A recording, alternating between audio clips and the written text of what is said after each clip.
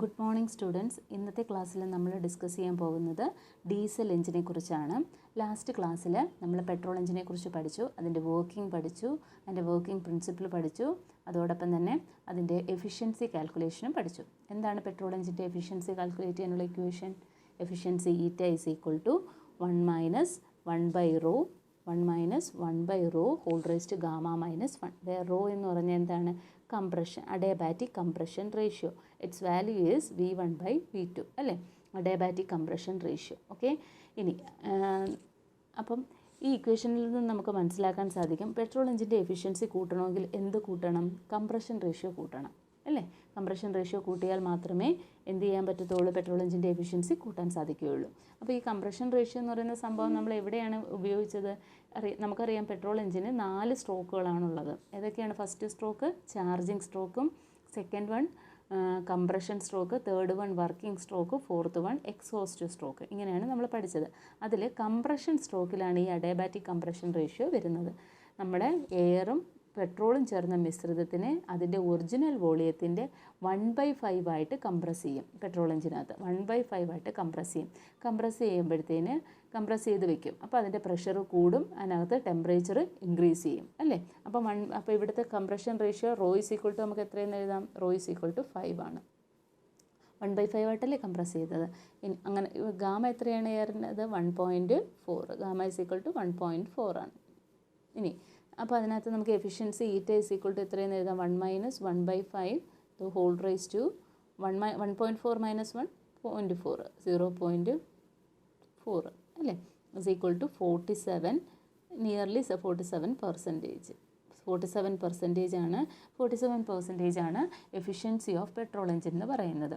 അപ്പോൾ നമുക്ക് ഈ എഫിഷ്യൻസി കൂട്ടണമെങ്കിൽ എന്ത് ചെയ്യണം? കംപ്രഷൻ റേഷ്യോ കൂട്ടണം. അപ്പോൾ കംപ്രഷൻ റേഷ്യോ കൂട്ടുമ്പം compression ratio rho is equal to 6, 7, 8 1/7 ആയിട്ട് ഡിക്രീസ് ചെയ്യാം, 1/8 ആയിട്ട് ഡിക്രീസ് ചെയ്യാം. പക്ഷേ ഒരു പരിധിക്ക് മേൽ, അതായത് 10 കംപ്രഷൻ റേഷ്യോ 10 മുകളിൽ പോയി കഴിഞ്ഞാൽ, 10 10ൽ കൂടുതലോ ആയിക്കഴിഞ്ഞാൽ എന്ത് സംഭവിക്കുമെന്നറിയോ?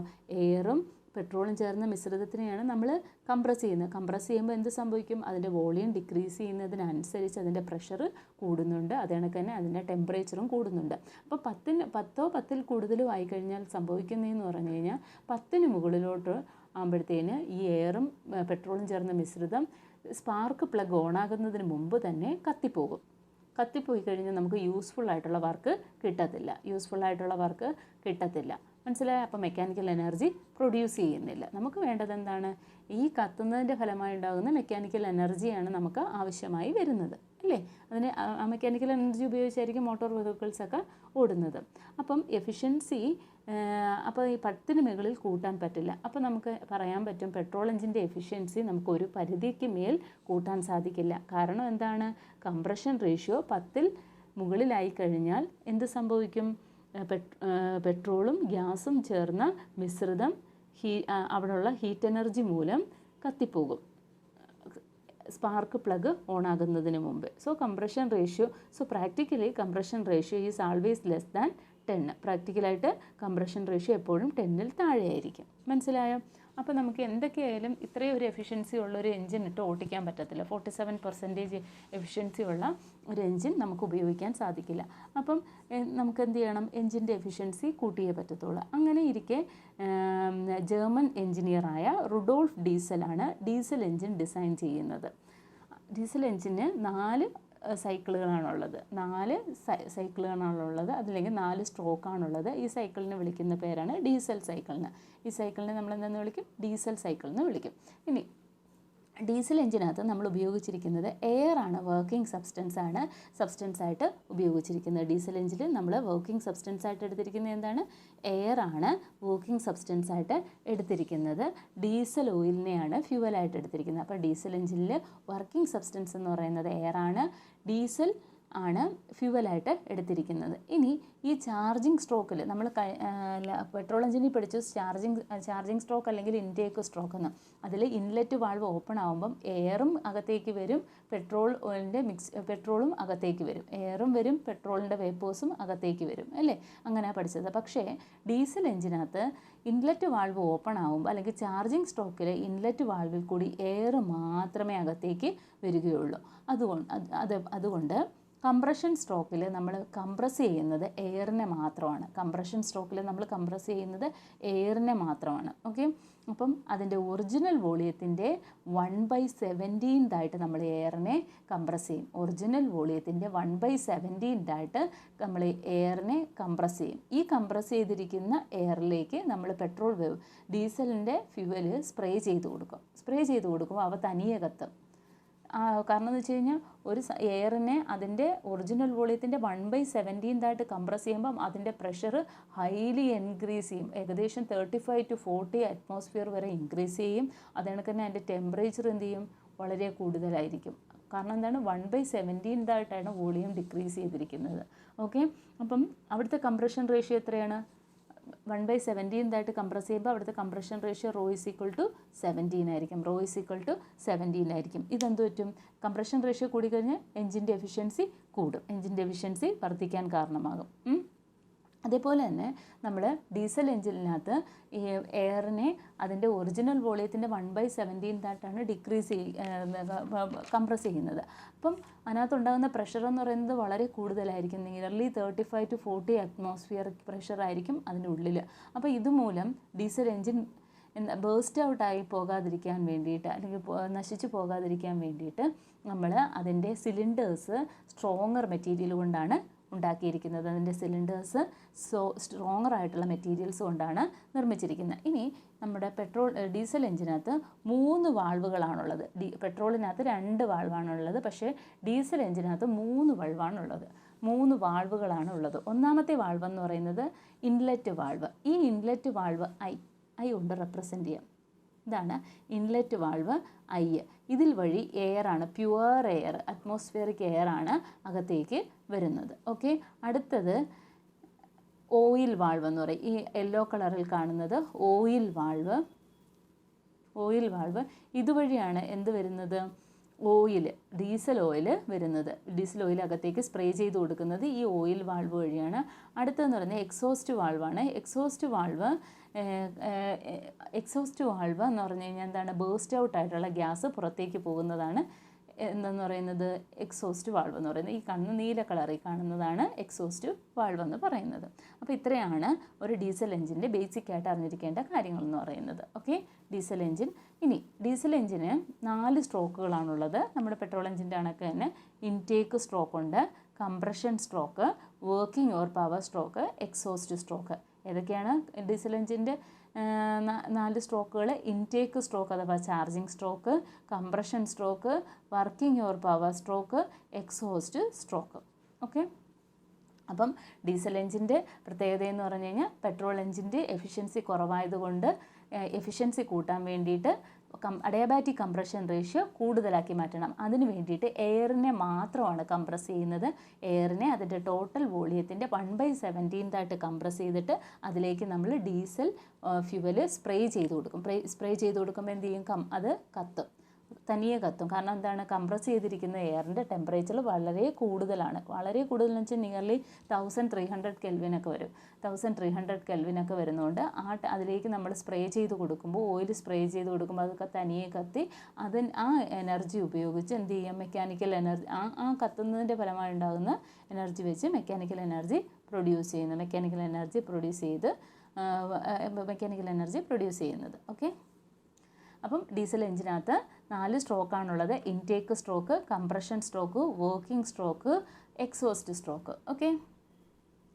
ഫസ്റ്റ് സ്ട്രോക്ക് എന്ന് പറയുന്നത് ഇൻടേക്ക് സ്ട്രോക്കാണ്. ഈ ഇൻടേക്ക് സ്ട്രോക്ക് സമയത്ത് ഓയിൽ വാൾവും എക്സോസ്റ്റ് വാൾവും ക്ലോസ് ചെയ്ത് വെച്ചിട്ട് ഇൻലെറ്റ് വാൾവ് മാത്രം ഓപ്പൺ ആകും. ആ വാൾവിൽ കൂടെ പ്യുവർ എയർ, അറ്റ്മോസ്ഫിയറിക് പ്രഷറിലിരിക്കുന്ന പ്യുവർ എയർ സിലിണ്ടറിനുള്ളിലേക്ക് പ്രവേശിക്കും. ഇതൊരു ഐസോതെർമൽ പ്രോസസ്സാണ്. അപ്പോൾ എയർ അകത്തേക്ക് വരുമ്പോൾ അതിൻ്റെ ടെമ്പറേച്ചർ അതിൻ്റെ പ്രഷർ P1 ആണ്, അവിടുത്തെ വോളിയം V1 ആണ്, ടെമ്പറേച്ചർ T1 ആണ്. നമുക്കതിനെ പി വി ഡയഗ്രത്തിനകത്ത് ഈ ലൈൻ വെച്ച് റെപ്രസെൻ്റ് ചെയ്യാം. പി വി ഡയഗ്രത്തിനകത്ത് ഈ ലൈൻ വെച്ച് റെപ്രസെൻ്റ് ചെയ്യാം. നമുക്കതിന് SA എന്ന് പേര് കൊടുക്കാം. SA. ഓക്കെ. ഇനി അടുത്ത സ്ട്രോക്ക് എന്ന് പറയുന്നത് കംപ്രഷൻ സ്ട്രോക്കാണ്. കംപ്രഷൻ സ്ട്രോക്കിൽ നമ്മൾ എല്ലാ വാൾവും ക്ലോസ് ചെയ്തതിന് ശേഷം സിലിണ്ടറിനകത്ത് എന്താണ് ഇരിക്കുന്നത്? എയർ ആണ്, പ്യുവർ എയർ ആണ്. അറ്റ് അറ്റ്മോസ്ഫിയറിക് പ്രഷർ P1 പ്രഷറിലിരിക്കുന്ന പ്യുവർ എയർ ആണ് നമ്മുടെ സിലിണ്ടറിനകത്തുള്ളത്. ആ സിലിണ്ടറിനകത്തുള്ള പ്യുവർ എയറിനെ അതിൻ്റെ ഒറിജിനൽ വോളിയത്തിൻ്റെ 1/17 കംപ്രസ് ചെയ്യും. ഓക്കെ, കംപ്രസ് ചെയ്യും. ആ കംപ്രസ് ചെയ്യുന്നതിൻ്റെ ഫലമായിട്ട് അതിൻ്റെ ടെമ്പറേച്ചർ 1300 കെൽവിനും പ്രഷർ 40 അറ്റ്മോസ്ഫിയറുമായിട്ട് കൂടും. ടെമ്പറേച്ചർ 1300 കെൽവിനും പ്രഷർ 40 അറ്റ്മോസ്ഫിയറുമായിട്ട് കൂടും. ഓക്കെ, ഇൻഡിക്കേറ്റഡ് അത്രയായിട്ട് കൂടും. അപ്പോൾ ഇൻഡിക്കേറ്റഡ് ഡയഗ്രത്തിനകത്ത് നമുക്ക് അതിനെ എങ്ങനെ റെപ്രസെൻ്റ് ചെയ്യാം? A to B എന്നുള്ള രീതിയിൽ റെപ്രസെൻ്റ് ചെയ്യാം. ഇൻഡിക്കേറ്റഡ് ഡയഗ്രത്തിനകത്ത് നമുക്ക് എങ്ങനെ റെപ്രസെൻ്റ് ചെയ്യാം? A to B. ഓക്കെ, ഇതാണ് പറയുന്നത്. അഡയബാറ്റിക് കംപ്രഷനാണ്.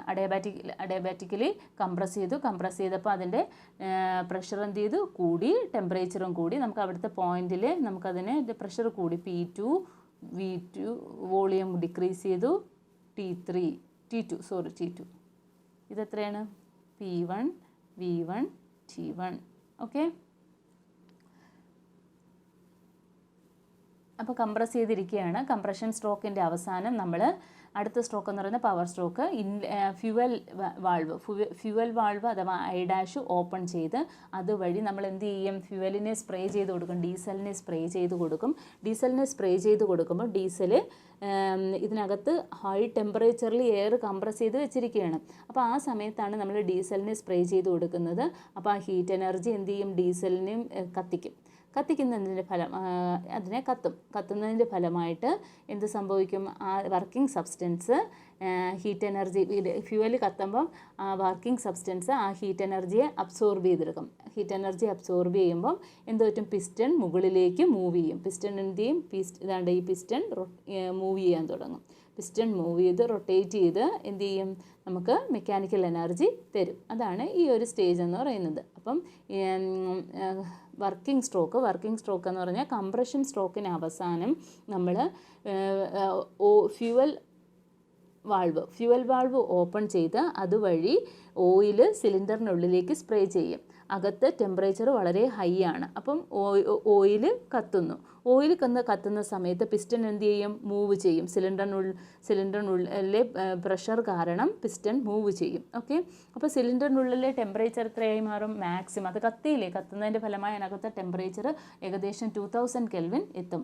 ഈ സമയത്ത് നമ്മൾ എന്ത് ചെയ്യും? ആ ഓയിൽ സപ്ലൈ ചെയ്യുന്നതങ്ങ് നിർത്തും. ഓയിൽ സപ്ലൈ ചെയ്യുന്നത് നിർത്തും. ആ സമയത്ത് ഫ്യുവലിൻ്റെ കമ്പസ്റ്റ്യൻ മൂലം ഉണ്ടായ ഹീറ്റ് എനർജിയെ വർക്കിംഗ് സബ്സ്റ്റൻസ് അബ്സോർബ് ചെയ്യും. സോ ഗ്യാസ് മിക്സ്ചർ എക്സ്പാൻഡ് ചെയ്യും. ഓക്കെ, അപ്പം ഒന്നും കൂടെ ഞാൻ പറഞ്ഞുതരാം. നമ്മൾ കംപ്രഷൻ സ്ട്രോക്കിൻ്റെ അവസാനം ഫ്യൂവൽ വാൾവ് ഓപ്പൺ ചെയ്ത് ഡീസൽ സ്പ്രേ ചെയ്ത് കൊടുക്കും. അതിൻ്റെ ഫലമായിട്ട് അത് കത്തും. ഓക്കെ, കത്തുമ്പോൾ അതിൻ്റെ പ്രഷറും ടെമ്പറേച്ചറും ഒക്കെ മാറും. പ്രഷർ എന്തായിട്ട് മാറും? പ്രഷർ ചേഞ്ച് ചെയ്യും. പ്രഷർ കോൺസ്റ്റൻ്റ് ആക്കി വെക്കാൻ വേണ്ടിയിട്ട് നമ്മൾ അതിൻ്റെ പിസ്റ്റൺ ഒന്ന് ചെറുതായിട്ട് മൂവ് ചെയ്യും. പ്രഷർ കോൺസ്റ്റൻ്റ് ആക്കി വെക്കാൻ വേണ്ടിയിട്ട് പിസ്റ്റൺ ചെറുതായിട്ടൊന്ന് മൂവ് ചെയ്യും. കാരണം മനസ്സിലായത്, കത്തുമ്പം അതിനകത്ത് ഹീറ്റ് എനർജി കൂടുമ്പോഴത്തേന് അത് എന്ത് ചെയ്യും? അതിൽ പിസ്റ്റൺ ചെറുതായിട്ടൊന്ന് മൂവ് ചെയ്ത് കഴിഞ്ഞാൽ വോളിയം ചേഞ്ച് ചെയ്ത് കഴിഞ്ഞാൽ അതിനകത്തുള്ള പ്രഷർ കോൺസ്റ്റൻ്റ് ആക്കി വെക്കാൻ സാധിക്കും. ഓക്കെ, കോൺസ്റ്റൻ്റ് ആക്കി വെക്കാൻ വേണ്ടിയിട്ട് പ്രഷർ വോളിയം ചേഞ്ച് ചെയ്യും by moving the piston. Okay, അപ്പോൾ ഈ കത്തുന്നതിൻ്റെ ഫലമായിട്ടുണ്ട് എന്താണ് കത്തിയത്? ഫ്യൂവൽ കത്തിയതിൻ്റെ ഫലമായിട്ടുണ്ടായ ഹീറ്റ് എനർജി എത്രയായി? ഹീറ്റ് എനർജി മൂലം അതിനകത്തെ ടെമ്പറേച്ചർ മാക്സിമം ആകും. എത്രയാകും? ഏകദേശം 2000 കെൽവിൻ ആകും. ഓക്കെ, അപ്പോൾ നമുക്കതിനെ ഈ ഒരു ലൈൻ വെച്ച് റെപ്രസെൻ്റ് ചെയ്യാം. അപ്പോൾ ഇവിടുത്തെ എന്തായിരിക്കും? പ്രഷർ കോൺസ്റ്റൻ്റ് ആണ്, വോളിയം ചേഞ്ച് ചെയ്ത് വോളിയം കൂടി, ടെമ്പറേച്ചറും കൂടി. ഓക്കെ, ഇനി ഈ പോയിന്റിലെത്തി. ഇത് നമുക്ക് സി എന്ന് പറയുന്ന പോയിന്റിലെത്തി. ഈ സി എന്ന് പറയുന്ന പോയിന്റിൽ എത്തുമ്പോഴത്തേന് അത് ഈ പോയിന്റിൽ എത്താൻ വേണ്ടിയിട്ട് അതെന്ത് ചെയ്യുന്നുണ്ട്, ഒരു ഹീറ്റ് എനർജി Q1 അബ്സോർബ് ചെയ്യുന്നുണ്ട്. Q1 amount of energy working substance absorb ചെയ്യുന്നു. അബ്സോർബ് ചെയ്യുമ്പോൾ അതെന്ത് ചെയ്യും, അബ്സോർബ് ചെയ്തതിന് ശേഷം ടെമ്പറേച്ചർ 2000 കെൽവിനിലായി. ആ സമയത്ത് നമ്മൾ എന്ത് ചെയ്യും, ഫ്യുവൽ ഒഴിച്ചു കൊടുക്കുന്നത് നിർത്തും. അതായത് ഫ്യുവൽ വാൾവ് ക്ലോസ് ചെയ്യും. ഫ്യുവൽ വാൾവ് ക്ലോസ് ചെയ്തതിന് ശേഷം അതിനകത്ത് ആ കത്തുന്നതിൻ്റെ ഫലമായിട്ടുണ്ടായ energy heat energy working substance absorb ചെയ്യുകയും അത് എന്ത് ചെയ്യും, നമ്മുടെ പിസ്റ്റൺ മൂവ് ചെയ്യാൻ കാരണമാവുകയും ചെയ്യും.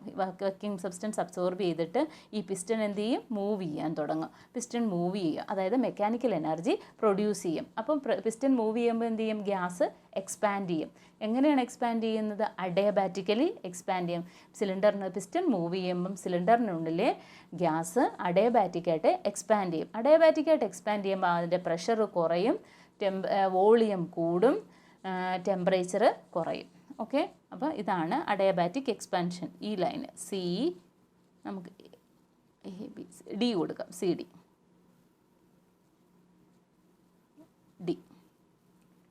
അപ്പം എന്തൊക്കെയാണ് സംഭവിച്ചത് അവിടെ, പ്രഷർ കുറഞ്ഞു, P3 ആയി, വോളിയം കൂടി, ടെമ്പറേച്ചർ കുറഞ്ഞു, T4 അല്ലേ, T4 ആയി. ഓക്കെ, ഇനി അപ്പം പിസ്റ്റൺ മൂവ് ചെയ്തു, മെക്കാനിക്കൽ എനർജി പ്രൊഡ്യൂസ് ചെയ്തു, heat energy working substance heat energy absorb ചെയ്തു. അപ്പോൾ ആ സ്റ്റേജ് കഴിഞ്ഞു. ഈ പവർ സ്ട്രോക്കിന് നമ്മൾ ഇൻലെറ്റ് ഫ്യുവൽ വരുന്ന വാൾവ് ക്ലോസ് ചെയ്തു. അപ്പം പവർ സ്ട്രോക്കിൻ്റെ അവസാനം എന്ത് ചെയ്യും, നമ്മൾ ഇതിനകത്ത് എല്ലാ ഗ്യാസും കത്തിയ ഗ്യാസിനെ എല്ലാം പുറത്ത് കളയാൻ വേണ്ടിയിട്ട് എക്സോസ്റ്റ് വാൾവ് ഓപ്പൺ ചെയ്യും. എക്സോസ്റ്റ് വാൾവ് ഓപ്പൺ ആവുകയും ബേൺഡ് ആയിട്ടുള്ള ഗ്യാസ് പുറത്തേക്ക് പോവുകയും ചെയ്യുന്നു. ഇതിൻ്റെ ഫലമായി സിലിണ്ടറിനുള്ളിലെ പ്രഷർ എന്ത് ചെയ്യും, വാൾവ് ഓപ്പൺ ചെയ്തല്ലോ, അപ്പോൾ അതിനുള്ളിലെ പ്രഷർ എന്തായിട്ട് മാറും, അറ്റ്മോസ്ഫിയറിക് പ്രഷറിന് ഇക്വലൻ്റ് ആയിട്ട് മാറും.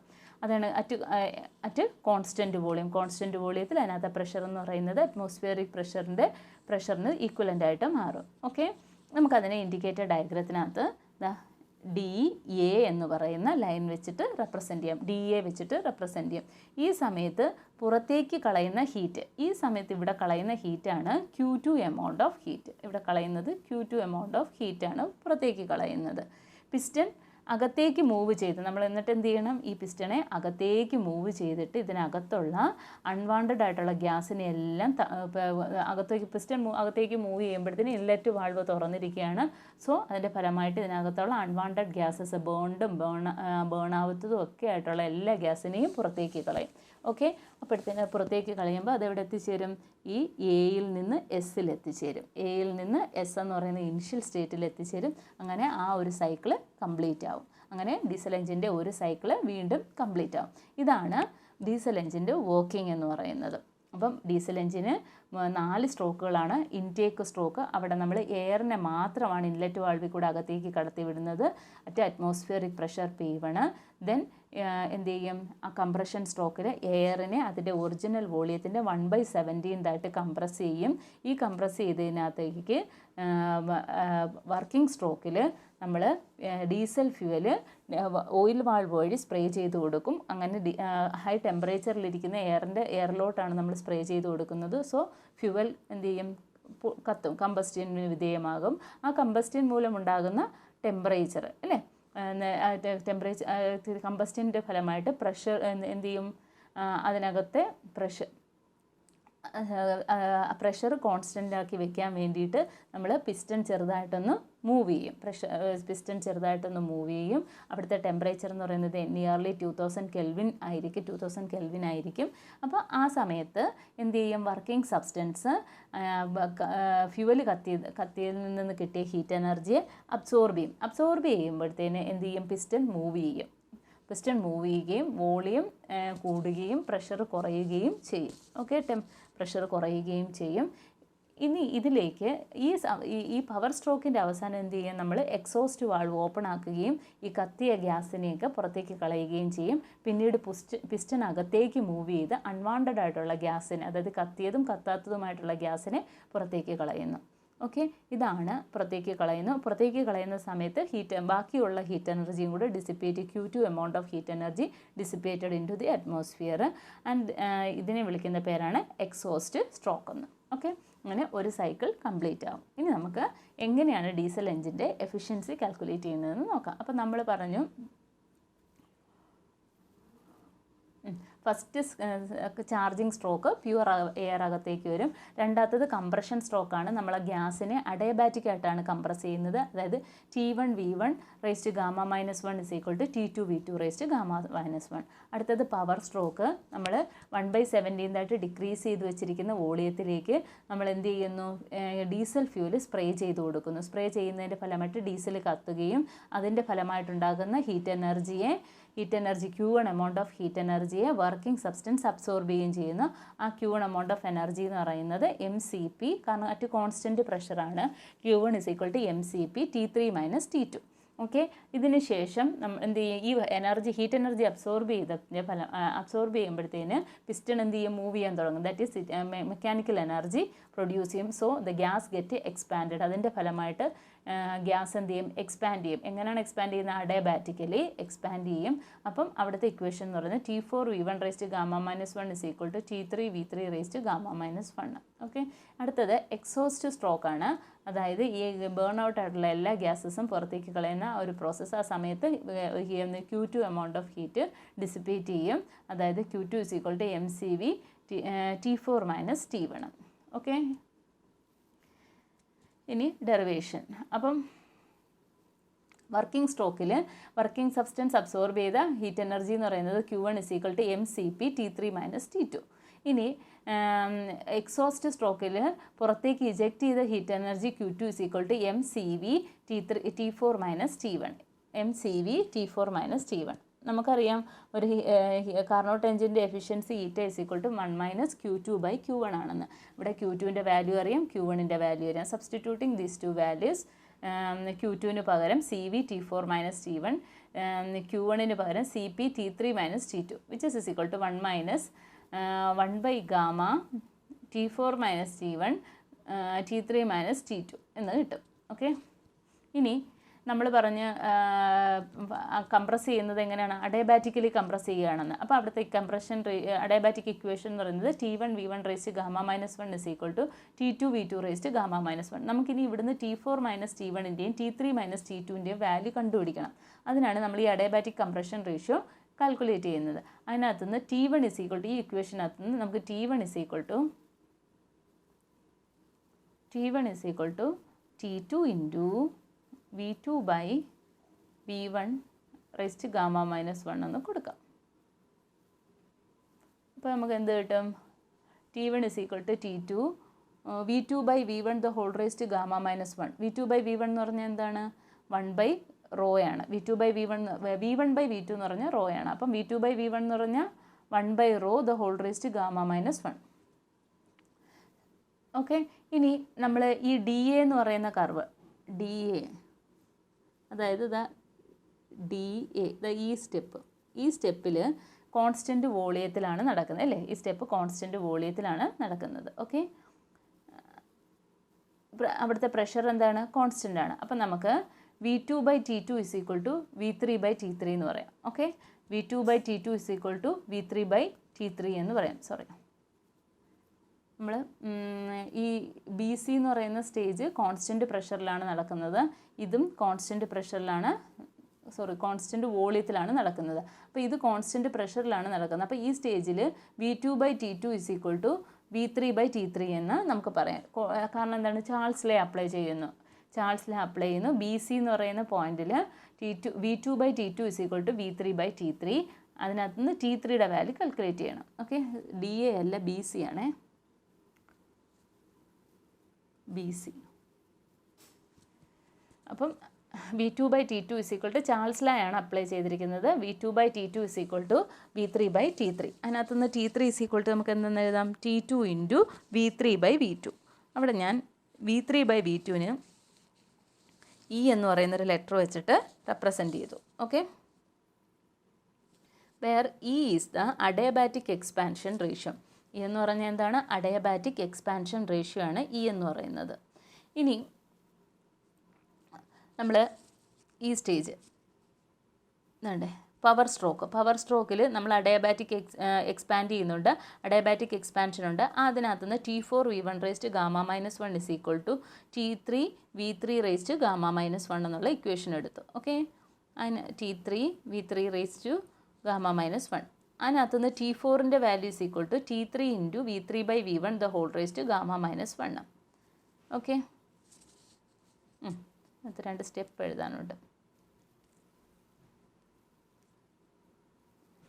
ഇവിടെ T3 × ഈ V3 നമുക്ക് V3/V2 × V2/V1 എന്ന് എഴുതാം. V2/V1 എന്ന് എഴുതാം. ഈ V3/V2 വരെ നമുക്ക് എന്തെന്ന് കൊടുക്കാം? നമ്മളിപ്പം പഠിച്ചല്ലോ, V3/V2 പകരം E എന്ന് കൊടുക്കാം. അഡയബാറ്റിക് എക്സ്പാൻഷൻ റേഷ്യോ അല്ലേ? ഇത് Γ-1 ഉണ്ട്, ടോട്ടൽ മൊത്തത്തിൽ Γ-1 ഉണ്ട്. അപ്പം നമുക്ക് V3/V2 പകരം E എന്ന് കൊടുക്കാം. അപ്പോൾ T3 × e⁻Γ-1 ഇനി V2/V1 എന്ന് പറഞ്ഞാൽ എന്താണ്? 1/ρ എന്ന് കൊടുക്കാം. ഓക്കെ, മനസ്സിലായോ? അപ്പോൾ T4 = T3 × ഈ V3/V2 പകരം e⁻Γ-1 1/ρ V2/V1 പകരം 1/ρ⁻Γ-1. ഇനി ഇവിടെ നമുക്ക് T3യുടെ വാല്യൂ T2 × E എന്നുണ്ട്. അവിടെ നമുക്ക് ആ വാല്യൂ സബ്സ്റ്റിറ്റ്യൂട്ട് ചെയ്ത് കൊടുക്കാം. ഇവിടെ T3ക്ക് പകരം T2 × E എന്ന് കൊടുക്കാം. T3ക്ക് പകരം എന്തെന്ന് കൊടുക്കാം? T2 × E എന്ന് കൊടുക്കാം ഇവിടെ. അപ്പോൾ എന്ത് വരും? T2 × E × e⁻Γ-1. അപ്പോൾ e⁻Γ ആവത്തില്ലേ? അപ്പോൾ T2 × e⁻Γ × 1/ρ⁻Γ-1. ഓക്കെ,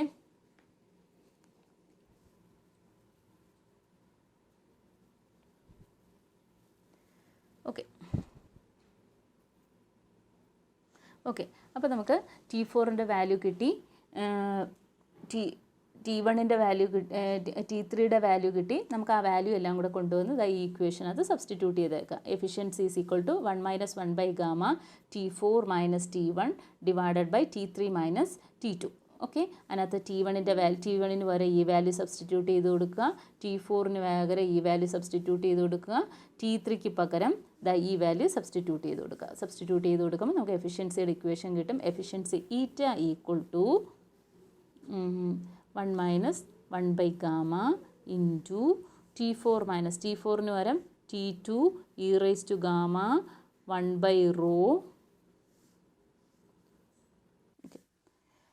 η = 1 - 1/Γ T4ന് പകരം T2 e⁻Γ 1/ρ⁻Γ-1 മൈനസ് T1ന് പകരം T2 1/ρ⁻Γ-1. T3ക്ക് പകരം T2E, T2 അത് കണക്ക് തന്നെ എഴുതുക. അപ്പോൾ എന്താ? ഇവിടെ T2 ഉണ്ട്, ഇവിടെ T2 ഉണ്ട്, ഇവിടെ T2 ക്യാൻസലായി പോകും. ഓക്കെ, ഇനി ഇതിനകത്തുനിന്ന് 1 - 1/Γ, ഇവിടെ ഒരു e⁻Γ ഉണ്ട് അല്ലേ?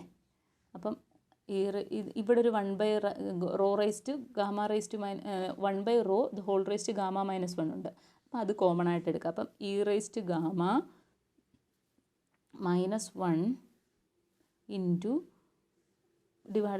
/e−1 1/ρ⁻Γ-1. ഇതാണ് എഫിഷ്യൻസിയുടെ ഇക്വേഷൻ. എഫിഷ്യൻസിയുടെ ഇക്വേഷൻ എന്ന് പറയുന്നത് എത്രയാണ്? 1 - 1/Γ e⁻Γ-1 /e−1 1/ρ⁻Γ-1. അപ്പോൾ ഇവിടെ E എന്ന് പറഞ്ഞാൽ എന്താണ്? അഡയബാറ്റിക് എക്സ്പാൻഷൻ റേഷ്യോ അല്ലെങ്കിൽ കമ്പസ്റ്റ്യൻ എക്സ്പാൻഷൻ റേഷ്യോ എന്നും പറയും. കമ്പസ്റ്റ്യൻ എക്സ്പാൻഷൻ റേഷ്യോ, കമ്പസ്റ്റ്യൻ മൂലം ഉണ്ടായ എക്സ്പാൻഷനിലൂടെ കിട്ടിയൊരു വാല്യൂ ആണ് കമ്പസ്റ്റ്യൻ എക്സ്പാൻഷൻ റേഷ്യോ. അടുത്തത് റോ എന്ന് പറയുന്ന അഡയബാറ്റിക് കംപ്രഷൻ റേഷ്യോ ആണ്. ഓക്കെ, അപ്പോൾ efficiency of diesel engine η = 1 - 1/Γ e⁻Γ-1 /e−1 1/ρ⁻Γ-1. Okay, efficiency of diesel engine. അപ്പം നിങ്ങൾക്ക് മനസ്സിലായെന്ന് വിചാരിക്കുന്നു. അപ്പോൾ ഡീസൽ എഞ്ചിൻ എന്ന് പറയുന്നത് 4 സ്ട്രോക്കുകളാണുള്ളത്. Intake stroke, compression stroke, working stroke, exhaust stroke. Intake സ്ട്രോക്കിൽ നമ്മൾ എയർ മാത്രമേ അകത്തേക്ക് എടുക്കുന്നുള്ളൂ. സോ കംപ്രഷൻ സ്ട്രോക്കിൽ നമ്മൾ കംപ്രസ് ചെയ്യുന്നത് എയറിനെ മാത്രമാണ്. അതിൻ്റെ വോളിയത്തിൻ്റെ 1/17 ആയിട്ട് കംപ്രസ് ചെയ്യുന്നു. So it's pressure and temperature get enhanced in the after compression stroke. നമ്മൾ എന്ത് ചെയ്യുന്നു, ഡീസൽ ഫ്യൂവലിനെ ഓയിൽ വാൾവ് വഴി സ്പ്രേ ചെയ്ത് കൊടുക്കുന്നു. അപ്പോൾ ഫ്യൂവൽ കത്തുകയും അതുമൂലമുണ്ടാകുന്ന heat energy working substance absorb ചെയ്യുന്നു. പ്രഷർ കോൺസ്റ്റൻ്റ് ആയിട്ട് മെയിൻറ്റെയിൻ ചെയ്യാൻ വേണ്ടിയിട്ട് പിസ്റ്റൺ കുറച്ച് മുകളിലേക്ക് മൂവ് ചെയ്യുന്നു. ഹീറ്റ് എനർജി അബ്സോർബ് ചെയ്യുന്നതിൻ്റെ ഫലമായിട്ട് പിസ്റ്റൺ എന്ത് ചെയ്യുന്നു, മെക്കാനിക്കൽ വർക്ക് ചെയ്യുന്നു. So the gas get expanded. അതായത് സിലിണ്ടർ പിസ്റ്റൺ മൂവ് ചെയ്യും, അതിൻ്റെ ഫലമായിട്ട് ഗ്യാസ് എക്സ്പാൻഡ് ചെയ്യുന്നു. അഡയബാറ്റിക്കലിയാണ് എക്സ്പാൻഡ് ചെയ്യുന്നത്. At the end of the working stroke the exhaust valve got opened. Exhaust valve open ആവുകയും ഗ്യാസ് പുറത്തേക്ക് പോവുകയും ചെയ്യുന്നു. During this time the remaining heat energy Q2 is dissipated into the atmosphere. Q2 dissipate ചെയ്ത് പോകുന്നു.